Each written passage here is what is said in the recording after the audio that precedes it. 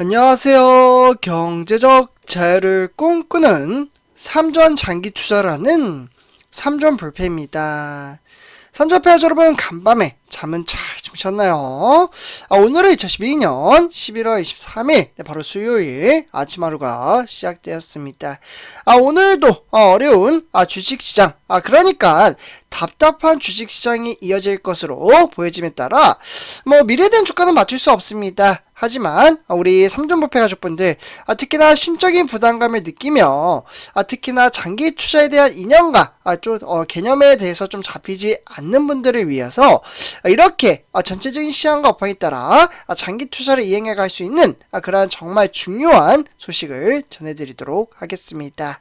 대체적으로 저와 함께 1년여 넘게 현재 장기 투자를 이어오신 분들은 그렇게 지금 증시 현황에 따라 크게 신경을 쓰지 않으시리라 생각이 드는데요.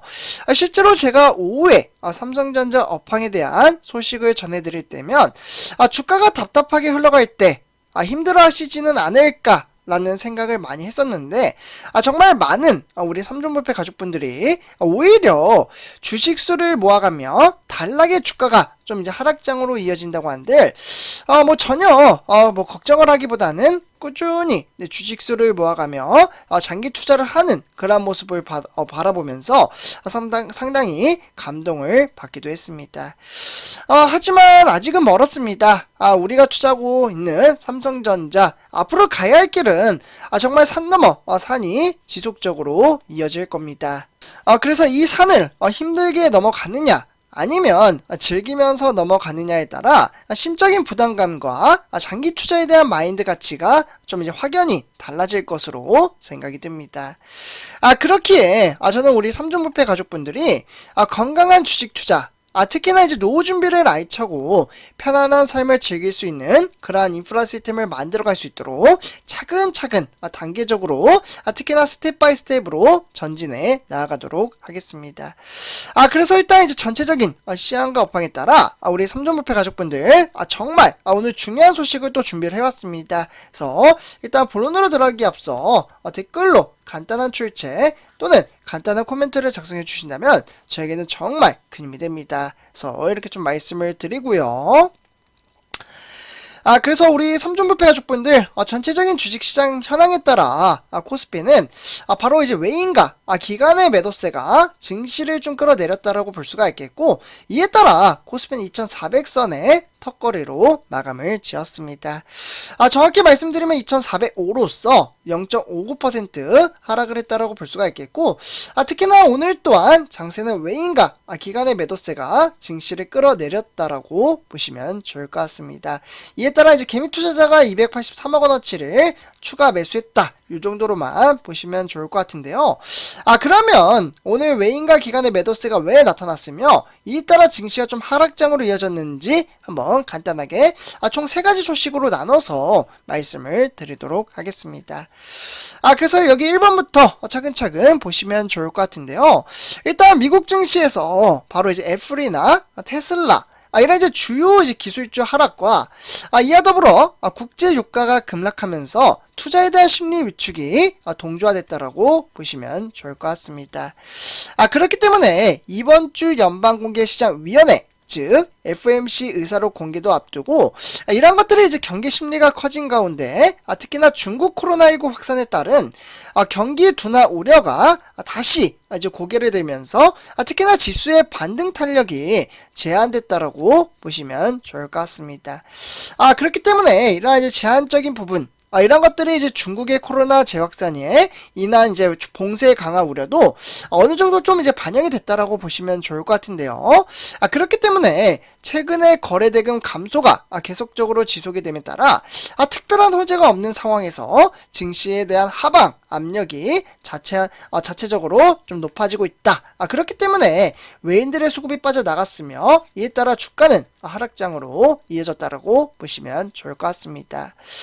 그래서 이러한 증시 현황에 따라 세계 글로벌 시장 또한 등하락의 편차를 좀 보여주었다라고 볼 수가 있겠고, 특히나 뉴욕의 3대 지수, 즉 다우산업, 그와 더불어 나스닥 종합과 그와 더불어 S&P 500은 하락장으로 이어졌습니다. 그 외에 뭐 일본의 니케이 둘두로 그리고 중국의 상해 종합은 상승을 했지만 그 외에 이제 홍콩 양생은 1.22% 등하락의 편차에 따라 불안한 그러한 장세를 펼쳐 보였다라고 보시면 좋을 것 같습니다.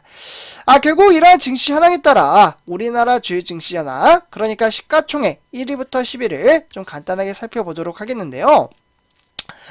대체적으로 이제 LG화학은 이제 상승을 했지만 그 외에 나머지 종목들이 조금은 답답한 그러한 장세로 이어졌다라고 보시면 좋을 것 같습니다. 그래서 제가 이제 워낙 대형주 종목들이 좀 현황이 좋지 못했기에 하나씩 읊지는 않도록 하겠습니다. 그래서 이러한 증시 현황에 따라 오늘 우리가 투자한 삼성전자 비록 하락장으로 이어지긴 했으나 등하락의 편차에 따라 보합장세로 이어졌다라는 부분이 상당히 크게 상호작용했다라고 볼 수가 있겠고, 그러면 이러한 장세에 따라 외인들의 수급이 얼마나 빠져나갔는지 한번 살펴보도록 하겠습니다. 그래서 삼성전자 투자자별 매매 동향을 좀 간단하게 살펴보시면요.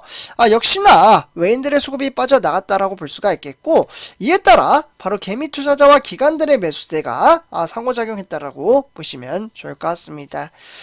특히 기관에서는 증권이나 투신 그리고 은행에서는 매수를 했지만 그 외 종금이나 보험 그리고 연기금에서는 매도를 함에 따라 장세를 좀 끌어내리는데 상호작용했다라고 보시면 좋을 것 같습니다.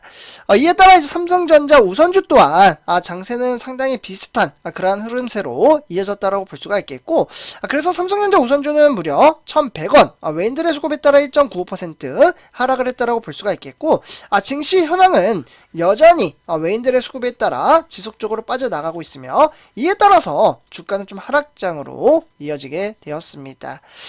그러면 삼성전자 우선주는 외인들의 수급에 따라 얼마나 빠졌는지 좀 간단하게 살펴보도록 하겠는데요. 역시나 외인들이 25만 주를 팔아치웠다고 볼 수가 있겠고, 이렇게 외인들이 수급이 빠져나간 것을 고스란히 개미 투자자와 기관들의 매수세로 증시를 이끌어갔다라고 보시면 좋을 것 같습니다. 특히 기관에서는 증권 그리고 투신이나 은행에서 그리고 특히 종금에서도 매수를 했지만 그 외 보험에서는 이제 장세를 끌어내리는 그러한 동력의 발판에 따라 좀 하락장으로 이어졌다라고 보시면 좋을 것 같습니다. 그래서 이러한 증시 현황에 따라 그러면 오늘 우리가 투자하는 삼성전자는 어떠한 특별한 이벤트가 발생을 했는지 두 가지 소식을 전해드리도록 하겠습니다. 사실 간단합니다. 그래서 일단 이제 첫 번째 소식으로는 대만의 TSMC가 바로 3나노 추가 공장에 따라 바로 이제 삼성과 미국의 보조금이 이제 경쟁 격화로 이어질 것으로 보여지고 있는데요. 그렇기 때문에 이에 따라 대만의 TSMC와 그에 따라 삼성이 보조금 수혜를 두고 정말 치열한 경쟁을 벌일 것이라는 전망치가 새롭게 나왔다라고 보시면 좋을 것 같습니다. 그렇기 때문에 일단 이제 미국의 기술 회사가 앞으로 수십 년 동안 특히나 글로벌 리더십을 유지하기 위해서 미국 애리조나주 그러니까 이제 피닉스에 있는 대만의 TSMC 반도체 단지에서 제조된 칩에 의존하게 될 것이라는 그러한 이제 전망치가 나왔고, 그렇기 때문에 애리조나주 피닉스에 있는 그러한 대만의 TSMC에 완공이 되게 된다면 최첨단 시설이 만들어질 것으로 보여지고 있습니다. 그래서 적을 알아야 우리도 이길 수 있는 그러한 플랜을 만들어갈 수 있기에 그러면 삼성전자 가만히 있나요? 아닙니다. 지금 우리가 투자한 삼성전자는 이제 보조금이죠. 요 이제 보조금 수혜를 자사의 우선에 달라고 의사를 강력하게 피력을 하고 있다라고 볼 수가 있겠고, 이러한 이제 피력을 토대로 미국의 본토 내 반도체 산업 지원 방식을 삼성전자에 문의를 하고 있고, 이에 따라 칩스버 프로그램의 계획과 그에 따라 설계에 대한 정보를 제공하기 위해서 특히나 상무부와의 지속적인 대화로 인해서 파트너십을 기대할 것으로 보여지고 있습니다.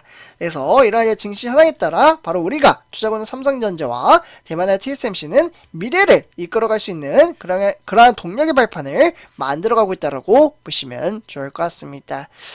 다음은 두 번째 소식입니다. 삼성이 네오 QLED 바로 4K TV에 따라 유럽의 IoT 기기 보안 표준 인증을 새롭게 획득을 했습니다. 그렇기 때문에 이번에 인증을 받은 제품은 바로 2022년형으로서 네오 QLED 4K와 그에 따라 QLED 4K 라인업 중에서 무려 224개의 모델을 형성했다라고 볼 수가 있겠고, 이러한 이제 IoT 기기에서 발생할 수 있는 해킹의 위협으로부터 소비자를 보호할 수 있는 그러한 것들이 좀 이제 보안적으로 삼성이 잘 만들어가고 있다라고 보시면 좋을 것 같습니다. 그래서 우리 삼존불패 가족분들, 이렇게 전체적인 시황과 업황에 따라 두 가지 소식을 전해드렸고요.